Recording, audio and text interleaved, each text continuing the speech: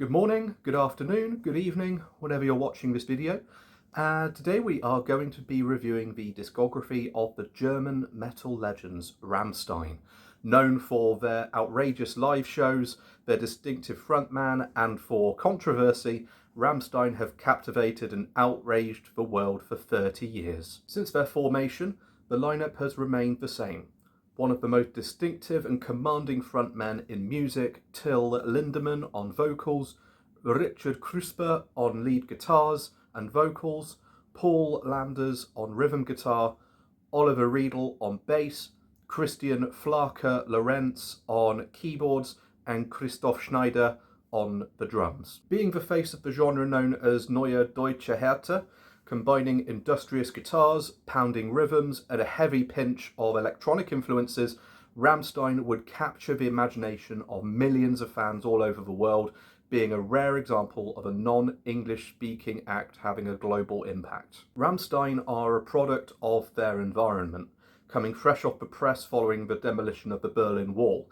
Coming from the east side of the newly unified German capital, each of the members were built on hardship, resilience, national pride, and possession of a hatred of capitalism.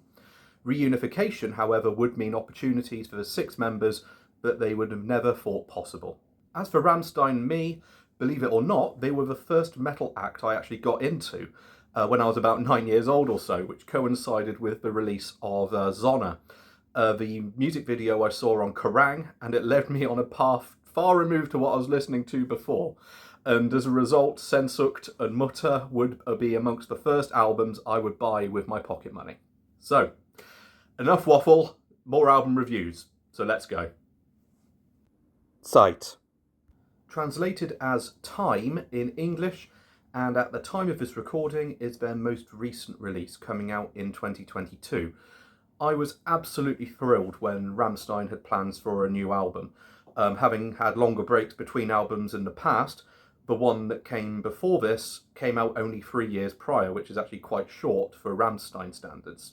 However, to me, it all fell a little bit flat overall. The opening single and title track is indicative of this. It's a bit of a bold move releasing this as a first single for a new album.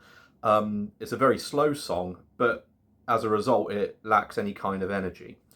While certainly emotional in its delivery, as we've heard from previous Rammstein ballads, I found this one a bit boring, which is very uncharacteristically Rammstein. It certainly was a bold move releasing a ballad as an opening single, and I was hopeful that whatever followed wouldn't be of a similar nature. Unfortunately, my hope was a bit misplaced. Apart from a couple of tracks, there isn't really anything particularly noteworthy about it. Even when they pick things up with Dicken Titten, translated as fat boobs or big boobs, it doesn't quite hit the same. Unlike any other outrageous songs in their catalogue, the novelty wears off very quickly, in my opinion, and as they were well in their 50s when they wrote this, the whole vibe feels a bit kind of wrong. And I haven't even covered the worst thing about this album yet. Believe it or not, we are actually subjected to heavy use of auto-tune in a couple of sections on their songs. Of all the vocalists to apply one of the most hated tools in music, they did it to him. And it all sounds as you would expect. Utter dog shit. I will help you avoid this tragedy by skipping the songs Giftig, which means toxic, and one of the worst songs in their discography, Lügen, which translates as lies. Now time for some praise. My favourite tracks from the album are Armee der Tristen, Army of Dreary Ones, Angst, which translates as fear, and Zickzack, which translates as snip snap. Even though these songs are highlights from what is quite a tired and slow sounding album, they don't really have the same staying power or comeback qualities like so much of their catalogue has. Rosenrot. Translated as Rose Red, this was their 5th album, released in 2005. I was introduced to this album thanks to my best mate Rob, who would also happen to be the best man at my wedding, and will feature on this channel at some point. Benzin would be on a Kerrang compilation that he copied for me. Benzin has all the qualities that one would expect from a Rammstein song. Heavy, powerful, and full of interesting synthesizers. But this album is full of surprises. We have a guest spot from Texas frontwoman Charlene Spiteri in the ballad Sterb nicht vor mir, which translates as Don't Die Before I Do. And we also have a song sung entirely in Spanish, the sweetly titled Te quiero puta, which translates as I love you, whore. Delightful. Hearing Till's baritone voice singing in Spanish is quite disturbing, actually. Very unnerving, especially when you have the brass band playing over the classic heavy guitars that you would expect from Rammstein's song. Look, I said that the album was full of surprises, but they're not always good ones. The songs were written in the same sessions as what would become Reise Reise, which was released a year before. So rather than binning them or putting them aside, they made another album. Usually if you decide not to use song on an album, there's usually a pretty good reason for that.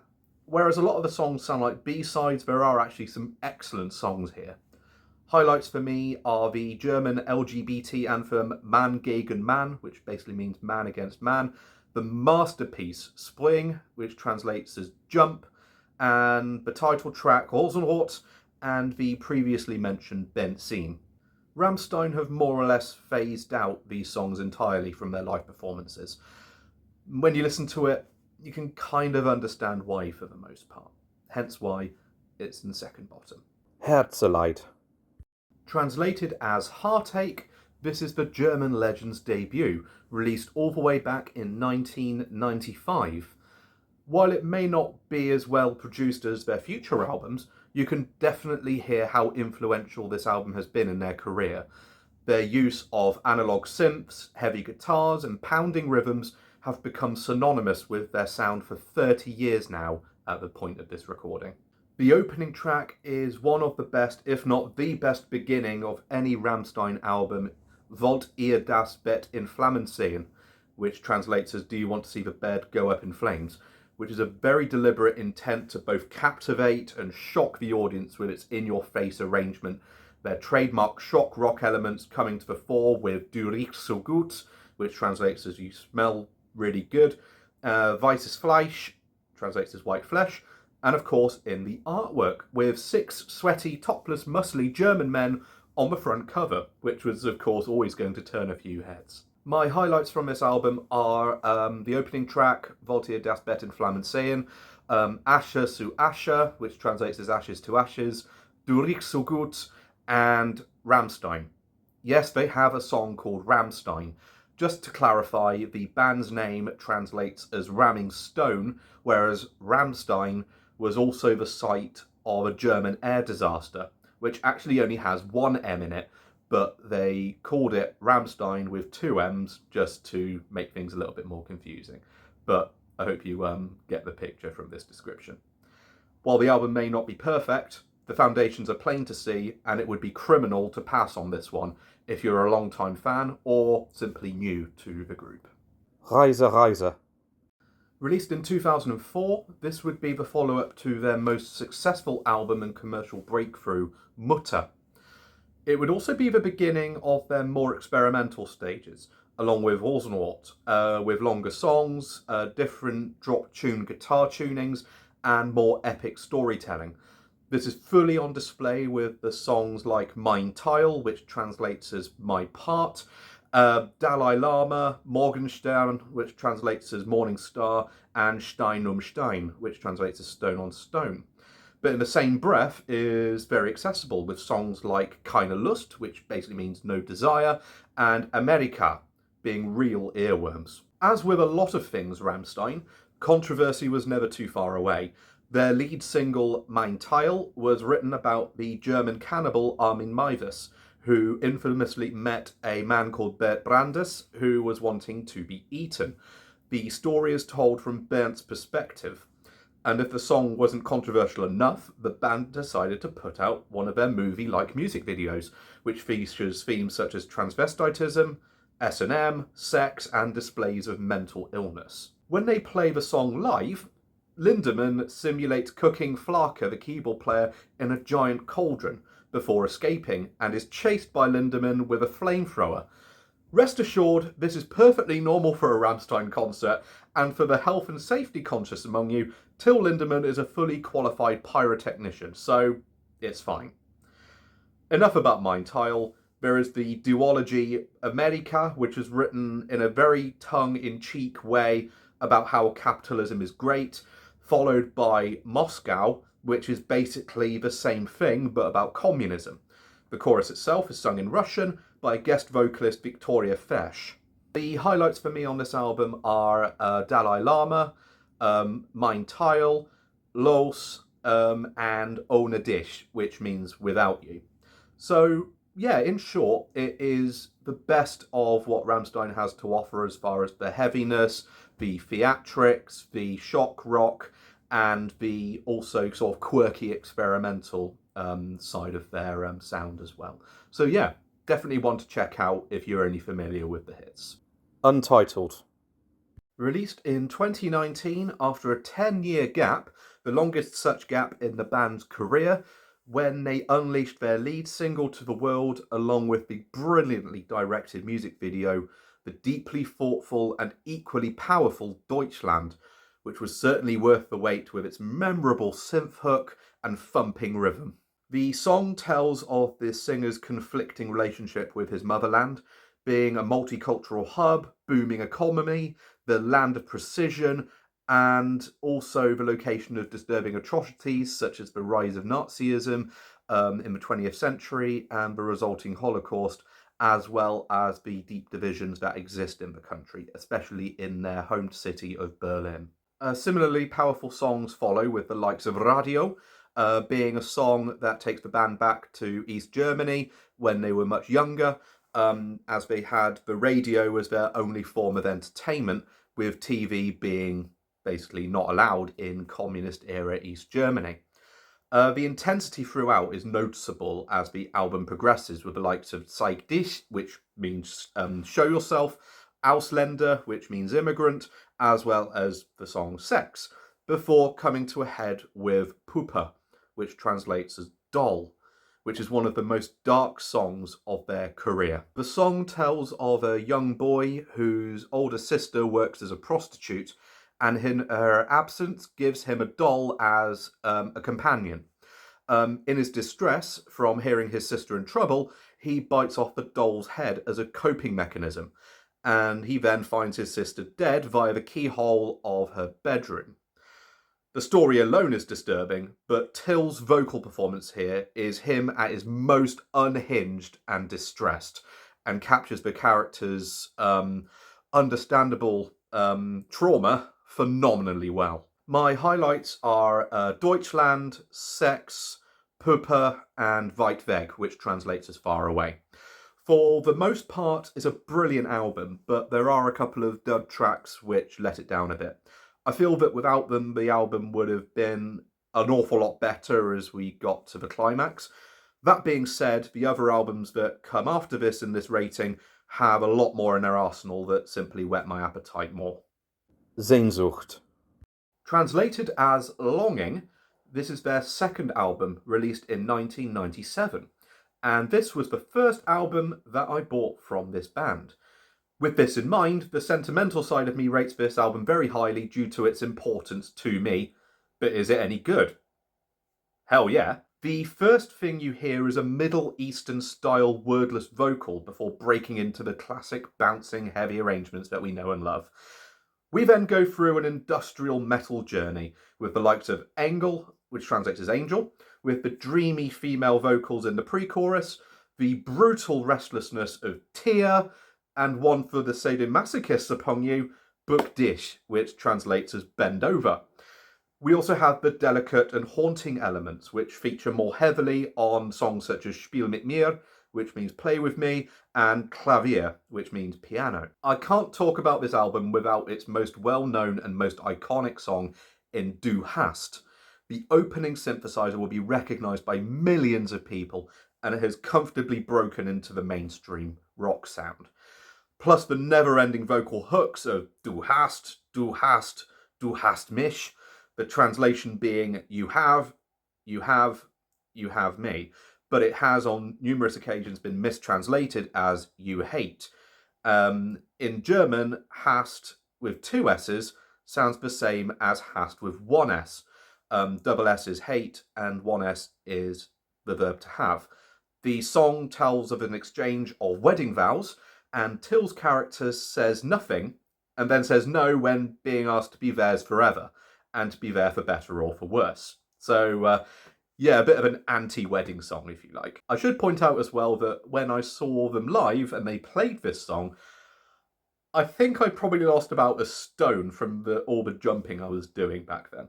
The highlights for me on this album are the title track Sehnsucht, Engel, Tier, and Du hast. It's an incredibly important album in my collection, and it's still hugely enjoyable even after all these years. As good as it is, the following two, however, I feel are much stronger overall. So we now go over to the silver and the gold winners. Mutter. So at number 2, we have the band's commercial breakthrough, the band's third album, Mutter, meaning mother, released in 2001. To say that this is an intense listen would be doing it a bit of a grave injustice. The songs are so densely arranged, yet every element can be picked out on each song. The opening mournful strings before giving way to stacks of heavy guitars on the opening track Mein Herz brennt, My Heart Burns, the military march-esque and political links 2, 3, 4, left 2, 3, 4, and a string of songs that become featured on Kerrang and Scuzz on the regular, which would become pivotal in my musical upbringing, with the likes of Sonne, Ich will, which means I want, and Feuer frei, which means fire at will, the latter of which would also be featured in the film Triple X. It would, however, be the song Sonne which would make me love this band. The ominous and iconic counting intro, the dissonant guitars, and the epic chorus. Just simply wow. Seeing the Snow White themed music video was equally stunning, and still remains one of my all-time favourite music videos. The 9-10-year-old me that witnessed this was simply blown away by the whole cinematic concept for a music video. The love affair was born with the band, and it stays very much intact. Unlike some of their other albums, the latter stages don't run out of any steam at all, but rather maintaining the heaviness and strong songwriting which keeps the arrangements interesting, which you would notice on songs like Spieluhr, which means music box, Zwitter, which means hermaphrodite, and Adios, which is the Spanish for goodbye. Even the ballads, the title track Mutter and Nebel, which means fog, are also really, really strong. The title track is one of their most emotional songs to date, telling of a man who was created in a lab, therefore never experiencing a mother's love and resents her for that. They may be butch, heavy-set, intimidating-looking guys, but they can really pull on your heartstrings when they want to. My favourites from the album are Mein Herz brennt, Sonne, Mutter, and Zwitter. The last song, as I mentioned, it translates as hermaphrodite. You can translate the lyrics if you want, but you might wish you hadn't. Nonetheless, it's an incredible song, and the bridge is almost a cathartic moment in the song. So, yeah, what else can I possibly say about this album? It is fantastic, and it is one that I come back to quite regularly. And this was actually the album that I introduced to my wife for the first time when getting her into Rammstein.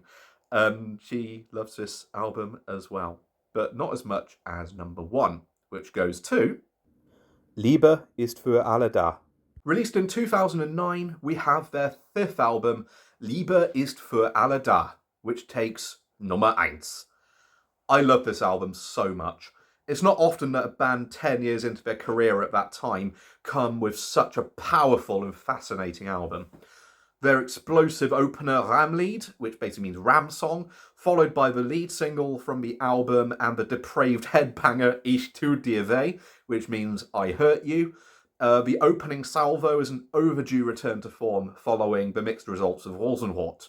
They were hell-bent on producing an uncompromising and fascinating album here, combining familiarity with new interesting sounds from Flaka. We have the rousing horns to introduce Weidmannsheil, which basically means huntsman's salute, The opening synth stabs on the live favourite Haifisch, which means shark, where Flarker rides the crowd in a dinghy.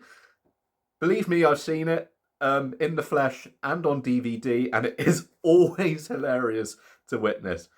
And you also have the filthy, disgusting sound to unleash Buchstabu, which is written on the album as the letter B, followed by a load of asterisks. Now, Buchstabu isn't actually a word in German. The closest we have to it that I could find is Buchstabieren, which means to spell, like to spell a word. But last and not least, we have the masterclass Wiener Blut, which is kind of on par with Mein Teil as far as like the disturbing and disgusting side of things are concerned. It was written about the infamous Josef Fritzl case. For those of you that don't know, he kept his daughter captive in his house for 24 years in a makeshift dungeon that he built in his house. He told his wife and the outside world that she'd run away to join a cult, but she was being chained up and being subject to horrendous abuse and would be raped by her dad and produce several incestuous children. Thankfully, she ended up escaping and he was arrested and imprisoned. It's a case like the previously mentioned Armin Meiwes case in Mein Teil from Reise Reise, that the band revel in turning something macabre and distressing into an art form. The album is gripping from start to finish. In its punishing, brutal moments, there is huge relief in the tension, with the part English, part German tale of a man's need to have sex in the hilarious Pussy. As well as that, there are equal moments of quiet and tenderness, with Frühling in Paris, which means spring in Paris, where Till refrains the classic Edith Piaf line, Je ne regrette de rien, and the closing track, Roter Sand, which translates as Red Sand, which is a real contradiction in its arrangement and lyrics. The song is a ballad with a predominantly acoustic arrangement, but the lyrics tell of a murder-suicide, which you know is typical Rammstein. The album has absolutely everything one could possibly want from a Rammstein album. My favourite tracks from this album, I wish I could only choose more, but every other album has 4 tracks, so we'll go with it. Ramlied, Weidmann's Heil, Haifisch, and Wiener Blut. But there are no real weak spots on this album. If you are only really familiar with their hits, please do one thing before you end your day and listen to this album. It is superb, and it is one that gets overshadowed by the classic albums Sehnsucht and Mutter. And there we have it. That is the Rammstein album ranking in my humble opinion. Let me know what you think, and I must say, Dankeschön und bis bald.